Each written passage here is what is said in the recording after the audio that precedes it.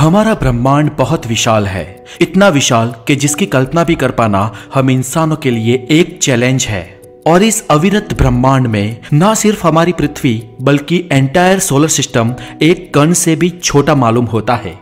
इस अनंत ब्रह्मांड में कहीं अपार रोशनी है तो कहीं बेहद अंधेरा, कहीं पर करोड़ों डिग्री सेल्सियस तक टेम्परेचर रहता है तो कहीं पर करीब एब्सोल्यूट जीरो तक की ठंड, कहीं पर हमारे सूरज से भी करोड़ों गुना घनत्व वाले तारे मौजूद है तो कहीं पर बर्फ से भी ठंडे ग्रहों का बसेरा है। यहाँ कुछ जगहों पर जीवन का अस्तित्व है तो कहीं पर समय का भी अस्तित्व नहीं है। दोस्तों आइए आज हम इस विराट और अविरत ब्रह्मांड की उत्पत्ति के बारे में जानते हैं। तो फ्रेंड्स, मैं हूं हितेश गिरी गोसाई और आज हम विस्तार से चर्चा करेंगे द बिग बैंग थियरी के बारे में। तो बने रहे द नॉलेज के साथ, और अगर आप हमारे चैनल पर नए हैं तो हेल्दी नॉलेज के लिए द नॉलेज को जरूर सब्सक्राइब करें। जब ब्रह्मांड की बात की जाए तो हमें यह समझ लेना चाहिए कि ब्रह्मांड दो तरह के हैं, एक है दृश्य ब्रह्मांड और दूसरा है अदृश्य ब्रह्मांड, यानी ऑब्जर्वेबल यूनिवर्स और अननोन यूनिवर्स। तो दोस्तों अब करोड़ रुपए का सवाल यह है कि ब्रह्मांड कितना बड़ा है और ये अदृश्य ब्रह्मांड क्या है। तो इस विराट ब्रह्मांड के अनंत विस्तार को नापने के लिए लाइट ईयर यानी कि प्रकाश वर्ष के एकम का उपयोग किया जाता है। लाइट ईयर ब्रह्मांड में दूरी नापने के लिए की जाने वाली गणना है। जैसे हम पृथ्वी पर किलोमीटर या माइल के विस्तार में दूरी को नापते हैं और हमारे सौरमंडल में AU यानी कि एस्ट्रोनॉमिकल यूनिट्स में दूरी को नापते हैं, वैसे ही बड़ी दूरी के लिए ब्रह्मांड में लाइट ईयर के एकम का उपयोग किया जाता है। एक लाइट ईयर यानी प्रकाश ने एक साल में काटा हुआ अंतर। प्रकाश एक सेकंड में करीब करीब 3 लाख किलोमीटर का अंतर काट लेता है और इस हिसाब से पूरे एक साल में प्रकाश करीब 9,500 अरब किलोमीटर का अंतर काट लेता है। और इन 9,500 अरब किलोमीटर को ही महज 1 लाइट ईयर यानी एक प्रकाश वर्ष कहा जाता है। और बिग बैंग से जन्मे हमारे दृश्य ब्रह्मांड का विस्तार आज 93 अरब प्रकाश वर्ष के घेरे में है। अब दोस्तों ये सवाल उठना जायज है कि ये ब्रह्मांड खुद करीब 13.5 अरब साल पुराना है और ब्रह्मांड में कोई भी ठोस ऑब्जेक्ट लाइट की स्पीड से ज्यादा तेजी से गति नहीं कर सकता है।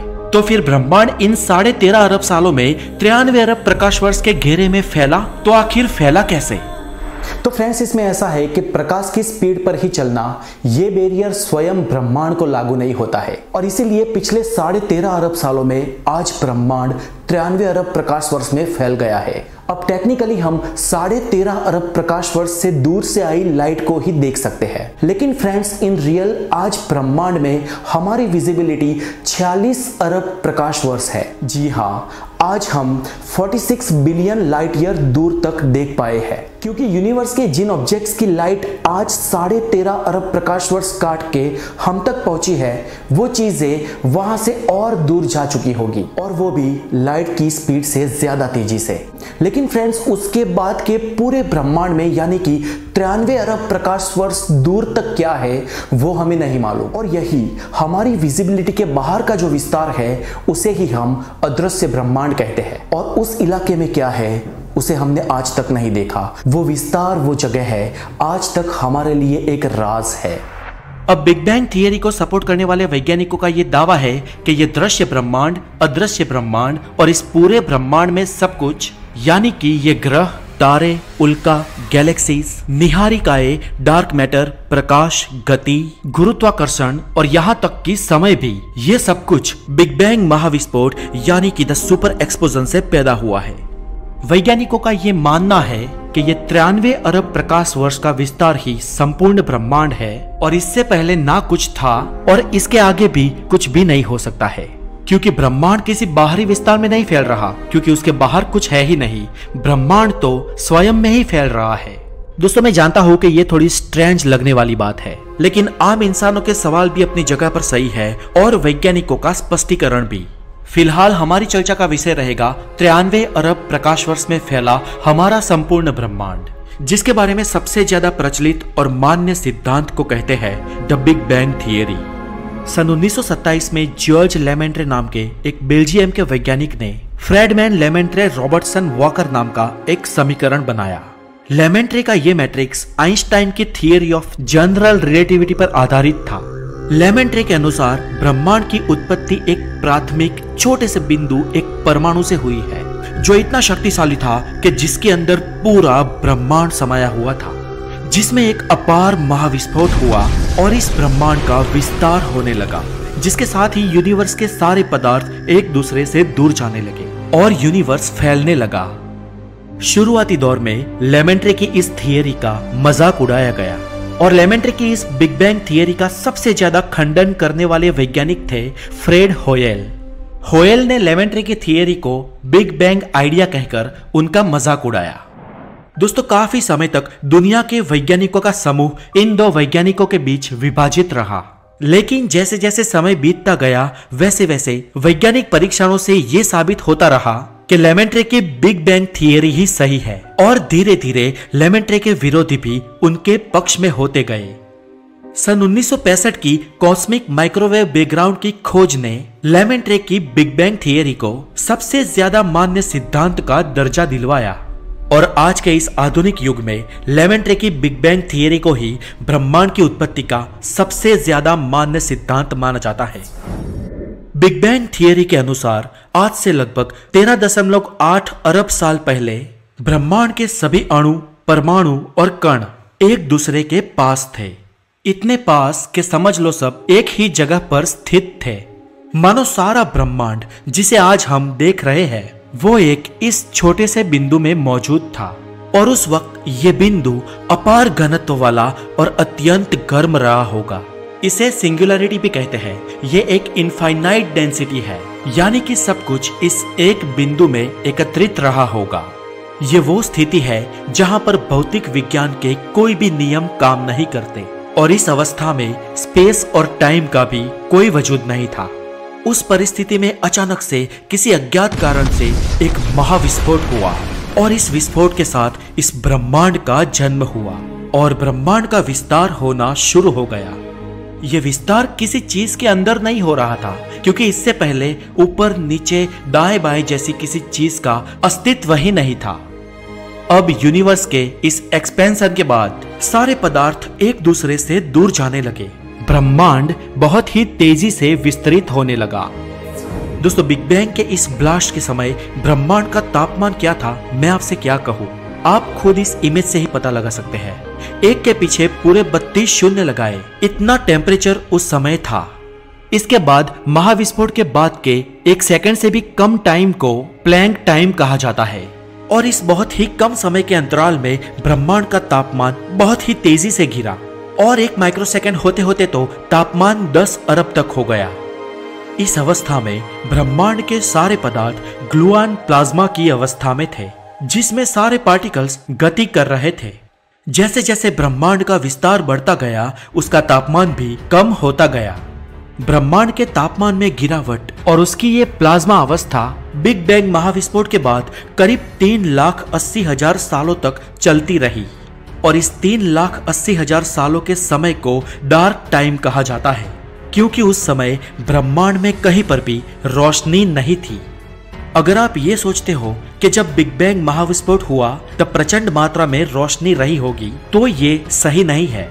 ये जो बिग बैंग हुआ उसे हम ब्लास्ट कहते हैं और बेशक उस समय टेम्परेचर भी अपनी चरम सीमा पर था, लेकिन फिर भी सब कुछ अंधकार में था। उस समय रोशनी नहीं थी क्योंकि ब्रह्मांड प्लाज्मा अवस्था में था और अभी तक ब्रह्मांड में कोई अणु नहीं बने थे, इसलिए लाइट भी नहीं थी। और ऐसा लगभग बिग बैंग महाविस्फोट के बाद के 3,80,000 सालों तक चलता रहा और इस डार्क टाइम के अंत तक ब्रह्मांड की प्लाज्मा अवस्था में प्रोटॉन और न्यूट्रॉन्स बनने लगे और प्रोटॉन तथा न्यूट्रॉन के मिलने से ब्रह्मांड को अपना सबसे पहला अणु मिला, जो था हाइड्रोजन। हाइड्रोजन का ब्रह्मांड के निर्माण में बहुत बड़ा हाथ है, क्योंकि ग्रेविटी के कारण हाइड्रोजन के अणु आपस में मिलने से हीलियम के अणु बनने लगे और हीलियम के चैप्टर में आते ही ब्रह्मांड को अपना सबसे पहला तारा मिला। ऐसे ब्रह्मांड में कई सारे तारे बनते गए और ब्रह्मांड चमकीला होता गया। इस तरह डार्क टाइम खत्म हो गया और बिग बैंग के पश्चात करीब 4 लाख साल बाद ब्रह्मांड रोशनी से जगमगाने लगा। धीरे धीरे बिग बैंग से निकले कॉस्मिक मैटर से और अणु बनते गए और ब्रह्मांड में ग्रह, उपग्रह, धूमकेतु और कई सारे और पिंडों का निर्माण होना शुरू हो गया। ऐसे करीब 8 अरब सालों तक इस ब्रह्मांड में यह प्रलय और निर्माण का सिलसिला लगातार चलता रहा।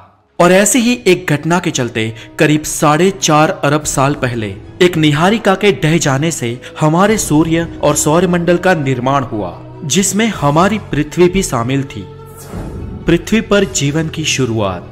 सूर्यमंडल के साथ ही 4.5 अरब साल पहले पृथ्वी का भी निर्माण हो गया था। लेकिन जब पृथ्वी का जन्म हुआ तब पृथ्वी आज के जैसी और जीने लायक बिल्कुल न थी।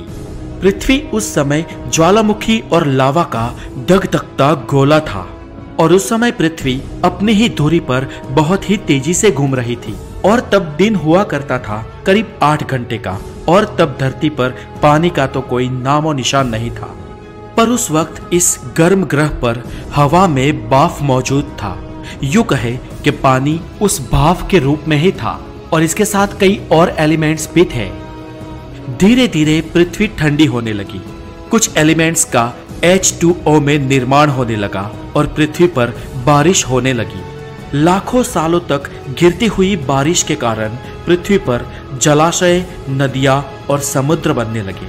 पृथ्वी की भूसपाटी का बाहरी तापमान ठंडा होने लगा और पृथ्वी अब अंदर से गर्म रहने लगी थी, जो कभी कभी लावा और ज्वालामुखी के रूप में फटते थे।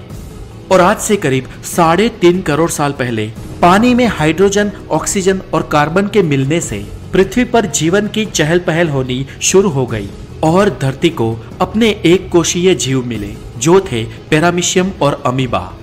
इन सूक्ष्म जीवाणुओं के कारण आगे चलकर बहुकोशीय जीव बनने लगे और हमारी पृथ्वी पर धीरे धीरे जीवों की भरमार हो गई। आज के समय में ब्रह्मांड। आज हमारे ब्रह्मांड के समय को 13.8 अरब साल से भी ज्यादा समय हो चुका है। इतने सालों से ब्रह्मांड अविरत रूप से बढ़ता रहा है। एक अनुमान के मुताबिक हमारे ब्रह्मांड में आज 200 बिलियन से भी ज्यादा गैलेक्सीज हैं और ब्रह्मांड के तारों का तथा पृथ्वी जैसे अन्य ग्रहों का तो हिसाब लगा पाना ही असंभव है। वैज्ञानिकों के एक ठोस अनुमान के मुताबिक आज हमारे ब्रह्मांड में सिर्फ पृथ्वी पर ही नहीं, लेकिन कई सारी जगहों पर, कई सारी गैलेक्सीज में जीवन मौजूद होगा। हो सकता है कि इनमें से कई जगहों पर हमसे बहुत ही निम्न कोटि के प्राणी रहते हो। कुछ जगह पर जीवन अति सूक्ष्म रूप में भी मौजूद हो सकता है और ये भी हो सकता है कि कई जगहों पर हमसे करोड़ों गुना ज्यादा विकसित जीव मौजूद हो सकता है कि ये उच्च कोटि की सभ्यताएं ऑक्सीजन पर नहीं लेकिन किसी और वायु पर जीती हो, या ये भी मुमकिन है कि वो सांस ही ना लेते हो। यह भी संभव है कि वो लोग हमारी तरह अन्न पर ना निर्भर होकर किसी और चीज का आरोहण करते हो, या ये भी हो सकता है कि वो हमसे बहुत ही ज्यादा शक्तिशाली या हमसे बेहद निर्बल हो। इस अविरत ब्रह्मांड में किसी भी जगह पर किसी भी फॉर्म में जीवन का अस्तित्व हो सकता है, लेकिन ये बात पक्के तौर पर तय है कि हम ब्रह्मांड में अकेले नहीं हैं। ब्रह्मांड की उत्पत्ति से आज तक कई जगहों पर जीवन पनपा होगा और कुदरती आपदा या अपने आपसी संघर्ष के चलते वो जीवन नष्ट भी हो गया होगा और भविष्य में भी कई और जगहों पर जीवन की शुरुआत होगी और उनका अंत हो जाएगा। इस ब्रह्मांड में कोई भी चीज स्थित नहीं है और वैसे ही कोई भी वस्तु निरंतर भी नहीं है। हर एक चीज का एक समय है, किसी का बहुत थोड़ा तो किसी का अति लंबा समय, लेकिन ये बात निश्चित है कि ब्रह्मांड की हर एक वस्तु का एक न एक दिन अंत जरूर होगा। स्वयं ब्रह्मांड का भी अंत होगा, लेकिन इससे सब कुछ खत्म नहीं हो जाएगा, क्योंकि अंत के बाद एक नई शुरुआत होती है और प्रलय और निर्माण की ये परंपरा हमेशा के लिए चलती रहेगी। दोस्तों, ब्रह्मांड का अंत कैसे हो सकता है, इसके ऊपर भी वैज्ञानिकों ने प्रेडिक्शन किए हैं, जो इस बिग बैंग थियरी पर आधारित है, जिसके वीडियो की लिंक डिस्क्रिप्शन में दी गई है। आप वहां जाके जरूर देखें। और हम नेक्स्ट वीडियो आपके लिए लेकर आने वाले हैं इस बिग बैंग थियरी से विपरीत अन्य थियरीज जो ब्रह्मांड के जन्म को किसी और तरीके से एक्सप्लेन करती है। तो बने रहे द नॉलेज के साथ। और अगर आप हमारे चैनल पर नए हैं तो हेल्दी नॉलेज के लिए द नॉलेज को सब्सक्राइब करके बेल आइकन को जरूर बजाएं। अपना बहुत सारा ध्यान रखें। Have a good day, take care.